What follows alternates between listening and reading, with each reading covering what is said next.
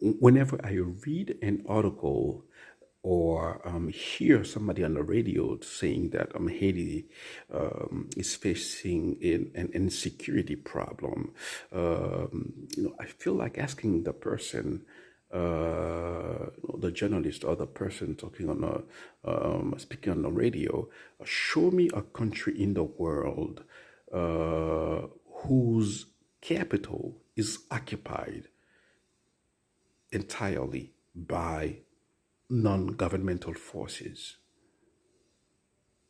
Well, they say 90% of the capital, but that's not counting the suburbs. The suburbs. If you count the suburbs as being, different from the capital, then 100% of the capital is occupied by non-governmental forces. Give me an example of a country, of such a country. Does it exist? Unless you're talking about countries at war, perhaps the Sudan, I don't know, well, countries like that. But it's even countries who are at war. Their capitals are not. Well, actually, in the case of the Sudan, if I'm not mistaken, the capital was occupied by non-governmental forces until recently.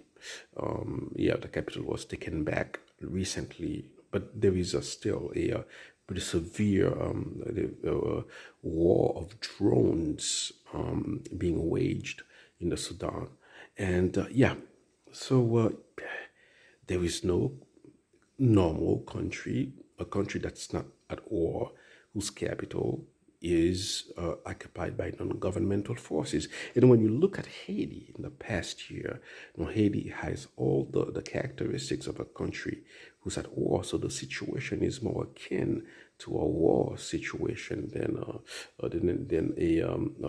an insecurity situation. Just mass rapes, 1,300,000 people displaced,